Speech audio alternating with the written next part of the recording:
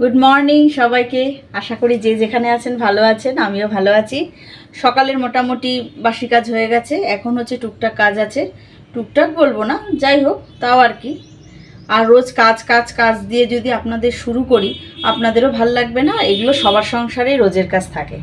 এই সকালে বাসি ঘর ঝাড়া, ফার্নিচার মোছা, রান্নাবান্না করা, জামা কাপড় কাচা, এগুলো রোজের সংসারে সবারই কাজ থাকে। যাই হোক, তো আজকে মারাত্মক রোদ, বেশ জানলার তলা দিয়ে আমার রোদ আসছে আর কি, এই জন্য মুখে ভীষণ রিফ্লেকশন পড়ছে আলোর। এখনও সব জানলা খুলিনি, একটা জানলাই খুলেছি সবে। মেয়েই জাস্ট ঘুম থেকে উঠলো। এখন যেহেতু পরীক্ষা শেষ, কালকে শুধু মোরাল সায়েন্স আছে। আর এইটা না কি যে বিরক্তি লাগছে না আমার মেয়েকে কালকেও বললাম যে খুলে ফেললাম এটাই, বলছে না। কি বল, যতবার এইদিকে যাচ্ছি কাজ করতে এগুলো না গায়ে এরকমভাবে পেঁচিয়ে যাচ্ছে। আর বলবেন না, বিরক্তি লাগে জানেন তো, কাজকর্ম করতে এত অসুবিধা হয়, মানে কি বলবো। আর মোবাইলের চার্জটা শেষ হয়ে গেছিলো, সেই জন্য তখন আর ভালো করে কথাও বলতে পারিনি খেতে খেতে। এবারে এই পাম্পটা চালিয়ে দিয়েছি। আজকে ভাবছি একটু স্কিন কেয়ার করব। এখন যেহেতু গরম পড়ে গেছে, তো এই শুরু হলো ট্যানের দিন। রোদে গেলে ট্যান পড়বে, স্কিনটা একটু কালো কালো হয়ে যাবে। তো ভাবছি একটু স্কিন কেয়ার করব। দেখা যাক কী দিয়ে কী করি, আপনাদের সাথে অবশ্যই শেয়ার করব। আর আমি খুব বেশি না ফেস ওয়াশ সারাক্ষণ অত মুখে দিয়ে মুখ ধুতে পারি না। হয়তো সকালে একবার দিলাম আর রাত্রে শোয়ার আগে, এই দুবার। আর এমনি সময় মুখে সারাক্ষণ জল দিলাম, কি হয়তো একটু বেসন দিয়ে একটু জল দিয়ে গুলে দিয়ে দিলাম, এই করি। ওই সবসময় ফেস ওয়াশ দিয়ে একটু কমই মুখ ধুই। হ্যাঁ, যখন বেসন আবার ঘরে থাকে না, মুখটা দেখছি খুব তেলতেলে হয়ে গেছে, তখন আবার ফেস ওয়াশ দিয়ে আবার মুখটা ধুয়ে নিই। ঠিক আছে, চলুন। হ্যাঁ, ভাবছি কি কি দিয়ে করব, ঘরে আছে মোটামুটি সবই, আপনাদেরকে দেখাই চলুন। মোটামুটি ঘরে যা ছিল সেই দিয়েই আমি আজকে একটু স্কিন কেয়ার করব। আর এগুলো সবার ঘরেই থাকে, সবাই জানেন, তাও আমি করছি। সেটাই, আমি যেটা করি সেটাই আপনাদেরকে একটু বলছি আর কি। এই যে বেসন একটু লাগবে আমার। আর এই হচ্ছে কাঁচা দুধ। কি করি আমি, দুধ যখন নিয়ে আসি জাল দেওয়ার আগে এরকম একটা কাচের শিশিতে, মানে হয়তো আমি যে কদিন ব্যবহার করব সেই কদিনের যোগ্যই আমি কাচের শিশিতে একটু কাঁচা দুধ ঢেলে রাখি, বেশি দিনের জন্য না। আর এটাও তাই, একটা মধু, এটাও একটা আমি শিশিতে একটু ঢেলে রেখেছি। অত বড় শিশি থেকে নেওয়া, একটা ছোট এরকম শিশি ছিল আমার, মধুরই ছিল, সেটা খালি হয়ে গেছিল, সেটাতে আবার বড়টা থেকে ঢেলে রেখেছি। আর এবার একটা ছোট এরকম একটা খালি বাটি। এবারে চলুন আমি তৈরি করি। এবার দেখুন আমি কিভাবে তৈরি করি জিনিসটা। যেহেতু অনেকে আছে স্টোর করে রাখে, তা আমি স্টোর করব না, আমি রোজেরটা রোজই বানিয়ে নিই। আর যদি ভাবি যেদিন মাখবো না সেদিন আর বানাই না, তা আজকে করব, সেই জন্য আজকের যোগ্যই আমি বানাবো। এই যে এই 1 চামচ বেসন নেব, আর নেব কাঁচা দুধ। এই যে কাঁচা দুধটা দেখালাম, এই 1 চামচ, এই যে 1 চামচ এই কাঁচা দুধ। অনেকে এর মধ্যে হলুদ, তারপরে লেবু, আমার ওসব সহ্য হয় না, সেই জন্য আমি ওগুলো দিইও না। আর এই হচ্ছে, খুব বেশি না, একটুখানি, এই যে বাস, আর লাগবে না। এই যে দেখতে পাচ্ছেন, এইটুকু আমার মধু, ব্যাস হয়ে গেল। খুব সহজ, সিম্পল, সহজ।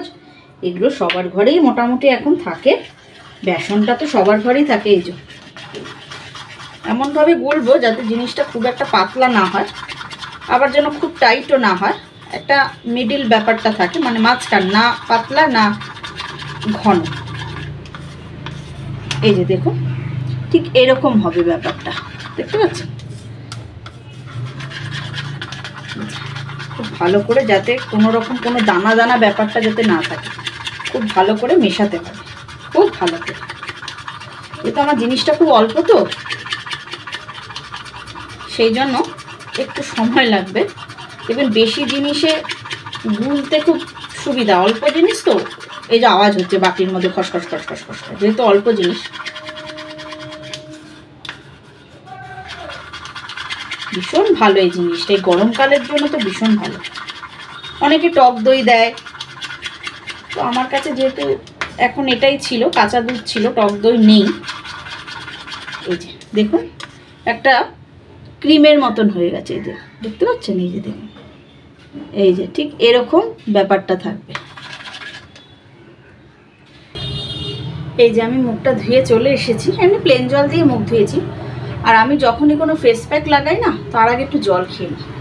আমার মনে হয় যেন ফেস প্যাক লাগালে একটু ডিহাইড্রেশন হয়ে যায়, গলাটা শুকায়, সেটা আর থাকবে না। সেজন্য এটা আমার মনে হয়, অনেকে নাও হতে পারে, সেই জন্য আমি একটু জলটা খেয়ে নিই।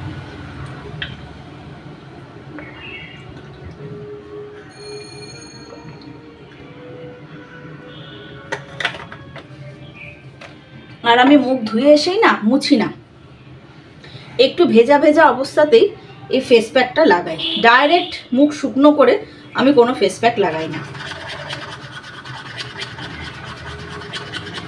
তাতে কি হয়, স্কিনটা খুব ভালো থাকে। শুকনো অবস্থায় মানে একদম, অনেক আছে টাওয়েল দিয়ে একদম শুকনো করে মুছে তার উপরে ফেস প্যাক দেয়, সেটা আমি করি না। চলুন এবার একটু লাগিয়ে নিই। আমি হাত দিয়েই লাগাবো, অনেক সময় চামচের এই পেছনটা একটু লেগে থাকে, সেটা আমি লাগিয়ে নিই। এবারে আমি হাত দিয়ে লাগিয়ে নেব। অনেকে ব্রাশ ফ্রাশ দিয়ে লাগায়, আরও তো ব্রাশ দিয়ে লাগাবো, বাবা অত ওইসব নেই। এই হাত আছে, এই হাত দিয়ে পুরো মুখটা লাগিয়ে নেব।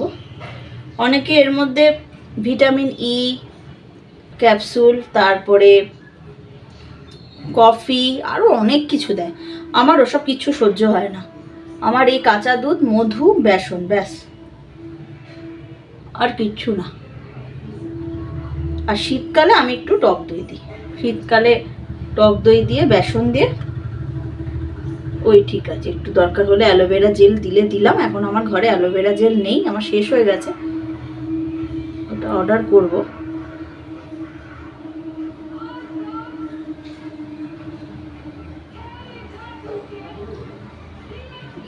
দেখছেন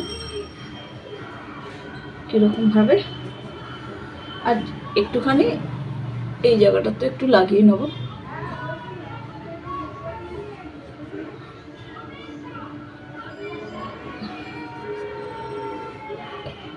আমার মেয়ে টিভি দেখছে, সেজন্য হয়তো আওয়াজ আসতে পারে। আমার লাগানো কমপ্লিট। এবারে এটা না খুব বেশিক্ষণ রাখবো না,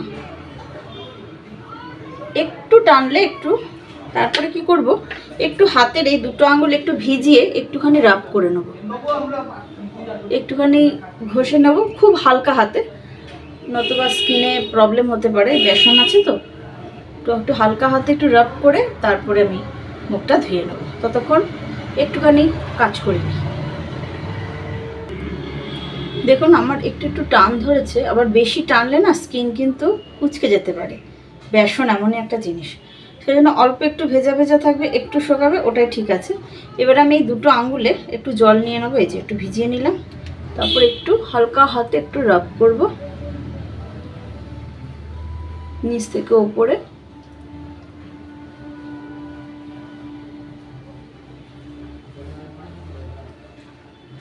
এটা অনেকটা ফেস ওয়াশের কাজ করবে, মুখটা পরিষ্কার হয়ে যাবে আর ন্যাচারাল একটা গ্লো আসে। যেহেতু মধু আছে, কাঁচা দুধ আছে, যাদের ড্রাই স্কিন বা অয়েলি স্কিন, যে কোনো স্কিনেই কাঁচা দুধ বলুন, টক দই বলুন, যাবে। আমার তো শ্যুট করে টক দই কাঁচা দুধ দুটোই। শীতকালে আমি টক দইটা দিই, কাঁচা দুধটা দিই না। গরমকালে আমি কাঁচা দুধটা ব্যবহার করি। এটা দেখুন এরকম করে আমি এরকম করে করে একটু একটু মাসাজ করে নেব ভালো করে, কারণ আমার একটা ফুসকুড়ি হয়েছে। এই যে আসলে এই বিয়ে বাড়িতে ওই সব মেখেছি তো, একটু ল্যাকমি সিসি ক্রিম, বিবি ক্রিম এগুলো মেখেছি তো, সেই জন্য বোধহয় একটু ফুসকুড়ি উঠেছে। গলাতে যেটুকু আছে একটু হালকা হাতে একটু ম্যাসাজ করে নেব।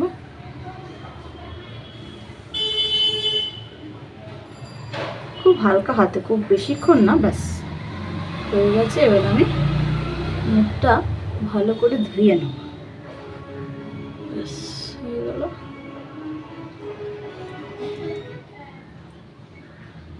চলুন না, আমি এবার একটু মুখটা ধুয়ে আসি।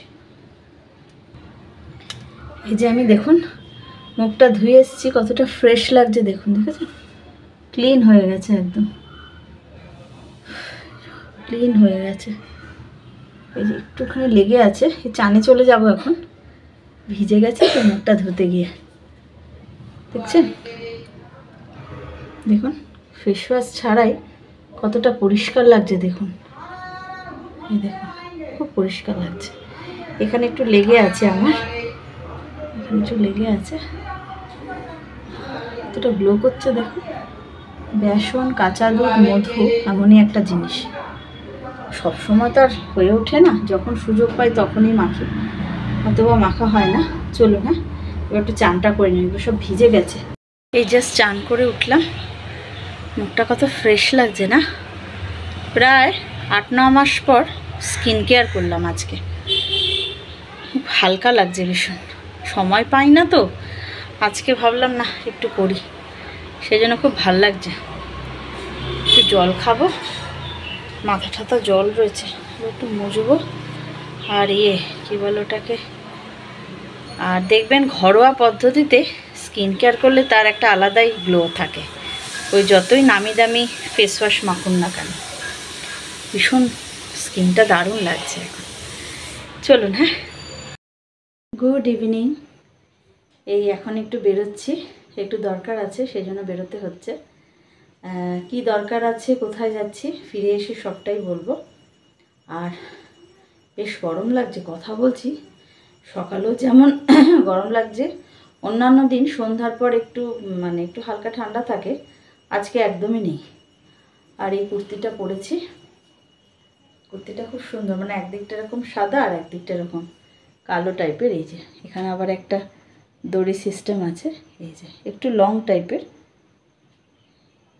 আর যা গরম বাবা, এখন একটু এই ধরনের কুর্তি খুব পাতলা, কটনের তো, পরে খুব আরাম, সেই আর কি। ঠিক আছে, আর বেশি কথা বলে সময় নষ্ট করব না, বেরিয়ে ফিরে এসে আবার কথা বলছি।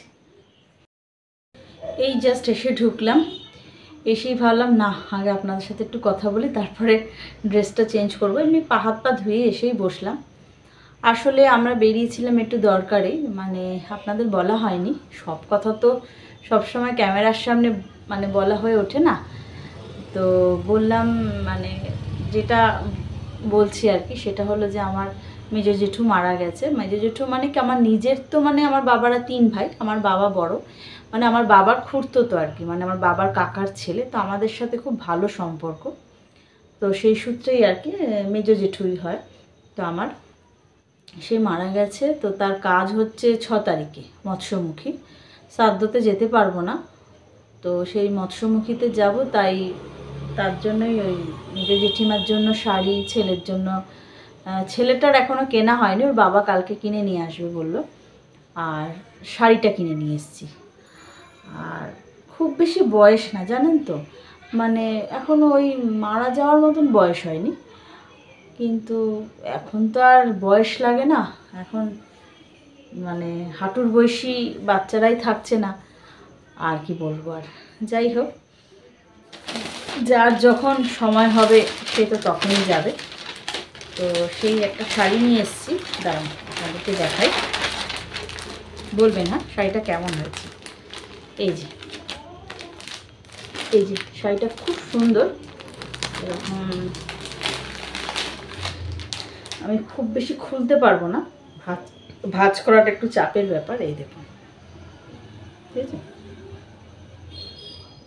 এরকম দেখতে শাড়িটা, স্ট্রাইপ আছে বডিটা, আর পাটটা এরকম, খুব সুন্দর শাড়িটা, খুব আনকমন শাড়িটা। আমি জানি না মোবাইলে কতটা কি বোঝা যাচ্ছে, তবে মোবাইলে একটু হয়তো হালকা লাগতে পারে, কিন্তু একটু ডিপ আছে। এই দেখুন এরকম স্ট্রাইপ আছে, আর এটা হচ্ছে আঁচল আর পাড়, এরকমই আর কি ডিজাইনটা। ভালো হয়েছে। এই কিনেছি, আর আমি একটা নাইটি কিনেছি, দারুণ দেখায়।